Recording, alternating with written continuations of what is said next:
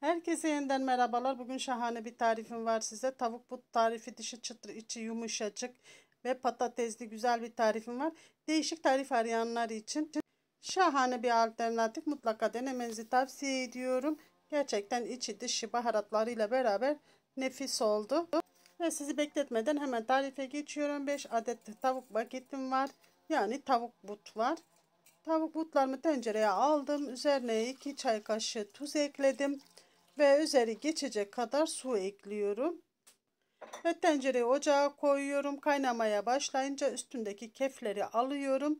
Suyu israf etmemek için tavuk suyunu da başka yemeklerimde kullanmak için kenara ayırıyorum. Tavukların iyice pişmesi lazım ki onları didikleyebilelim. İyice piştikten sonra ocaktan alıyoruz. Şöyle üzerine çıkan kefleri alıyorum.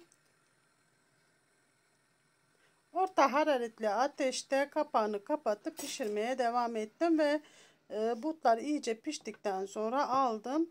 Şu an butlarım soğudu. Elimizin yanmaması için biraz ılınması, yani soğuması gerekiyor. Şimdi tavuğun üzerindeki derileri alıyorum ve kemikteki kıkırdakları da alıyorum. Ve butların etlerini sıyırıyorum. Kolaylıkla sıyrılıyor. İyice piştiği için hemen çatal yardımıyla 5 dakikada sıyırabilirsiniz. Ve butların ucundaki o kıkırdakları da mutlaka alalım. Derideki, buttaki derileri de alıyoruz. Bunları hepsini kedilere ayırıyorum. Ve bu şekilde etleri kemiklerden sıyırıyorum.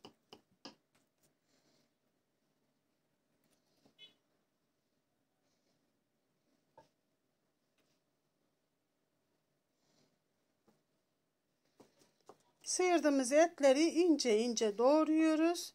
Minik minik yapıyoruz. Çünkü onları çatalla da patatesle beraber ezeceğiz. Bu arada 3 adet orta boy patates haşlamıştım. O da soğudu. Patateslerimi soydum. Kabuklarıyla beraber haşladım, soydum. Ve soğuyan patateslerimi eziyorum. 3 adet yeterlidir 5 adet but için. Çatal yardımıyla veya böyle bir eziciniz varsa, patates eziciniz, onunla böyle rahatlıkla ezebilirsiniz. İyice ezilen patateslerin üstüne tavukları ekliyorum. Hepsini ekliyorum. Ve üzerine baharat ekliyorum. Zerdeçal, pul biber, kimyon, yeni bahar ve karabiber ekliyorum. Biraz tuz ekliyorum. Bunların miktarını yazacağım. Malzeme listesine bakarsanız ve sarımsak tozu ekliyorum. Sarımsak tozu yoksa 2 diş sarımsak ekleyebilirsiniz ve 1 yemek kaşığı un ekliyorum.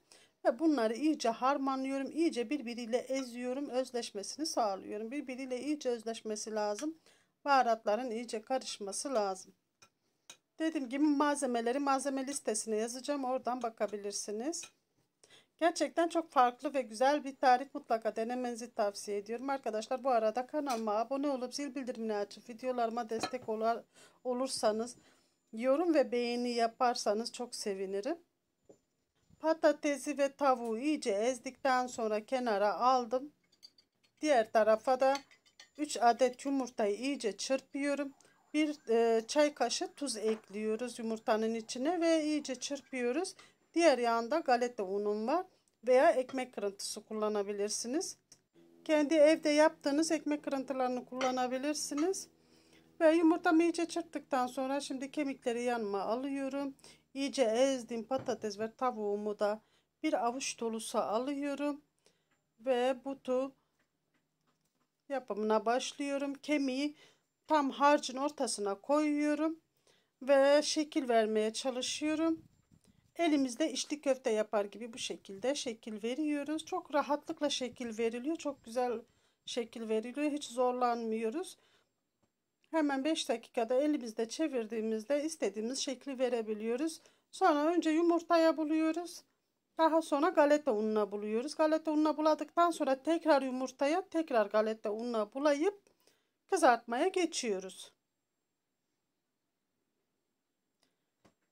İkinci defa yumurtaya buladıktan sonra tekrar galeta ununa bulayıp kızartmaya geçiyoruz.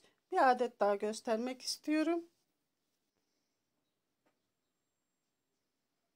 Bunu iyice yapıyoruz ki çıtır çıtır olması için. Bakın bu şekilde olacak. Görüntüsü de çok güzel. Şekli çok güzel. Tadı da gerçekten çok güzel. Dışı çıtır, içi yumuşacık oluyor. Ve içine koyduğumuz baharatlar sayesinde de şahane bir tadı oluyor. İsterseniz buna kaşar peyniri de ekleyebilirsiniz. Ama kaşar peyniri soğuduktan sonra biraz kuruduğu için ısıtmada problem yaşayabilirsiniz. Eğer hemen sıcak sıcak tüketecekseniz, yiyecekseniz kaşar peyniri ekleyebilirsiniz. Ve tekrar avucuma biraz harçtan aldıktan sonra kemiği ortasına koyuyoruz. Ve önce yumurtaya, sonra galeta ununa, sonra tekrar yumurtaya ve son kez galeta ununa bulayıp kızartmaya geçiyoruz.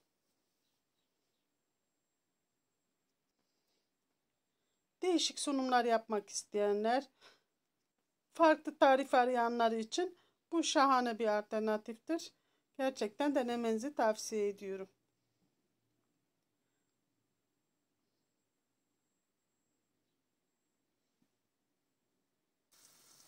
Ve ocağa yağımı koydum. Uygun bir tavaya yağımı koydum. Bol yağ olması gerekiyor. Bol yağ olmasa hem şekli bozuluyor hem de çıtır çıtır olmuyor. O yüzden bol yağda kızartmanızı tavsiye ediyorum. Yağınızı önce kısık ateşte, sonra yüksek ateşte ısıtabilirsiniz. O şekilde yağınız kesinlikle yanmaz ve koku yapmaz. Önce kısık ateşte biraz ısındıktan sonra ocağın altını açabilirsiniz ve yağınızı iyice kızdırabilirsiniz. Ve butları içine attım. Bakın görüntüsü bu şekilde olacak. Eğer yağı az koysaydınız bu görüntü oluşmayacaktı. Ve iyice kızaran paketleri çıkarıyorum. Diğerlerini içine atıyorum. Bu şekilde çabuk kızarıyor. Orta hararetli ateşte pişiriyoruz. Çok yüksek ısı da değil. Çok düşük ısı da değil. Çok düşük ısıda çok yağ çeker. Orta hararetli ateşte yağımız iyice kızdığı için çok güzel pişiyor. Ara ara çevirerek pişirdi. Bakın görüntüsü bu şekilde. Gerçekten çok güzel oldu. Yanına istediğiniz salata, istediğiniz mezeyi yapabilirsiniz. Ketçap, mayonez koyabilirsiniz. Gerçekten dışı çıtır çıtır oldu. İçi de yumuşacık. Bir adet baget bir kişiye yetiyor. İkincisini yiyemezsiniz. Kesinlikle çok doyurucu. Her bir kişiye bir tane yetiyor. Ve şöyle göstermek istiyorum. Şekli de, görüntüsü de, tadı da şahane oldu. Ve koyduğum baharatlardan aynısını koyarsanız gerçekten çok güzel olacak.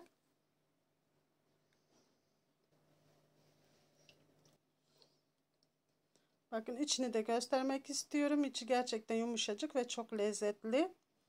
Ve buraya kadar izlediyseniz kanalıma abone olup zil bildirimini açıp videolarıma yorum ve beğeni yaparak bana destek olabilirsiniz. Deneyen ve yiyen herkese afiyetle şifalar olsun inşallah.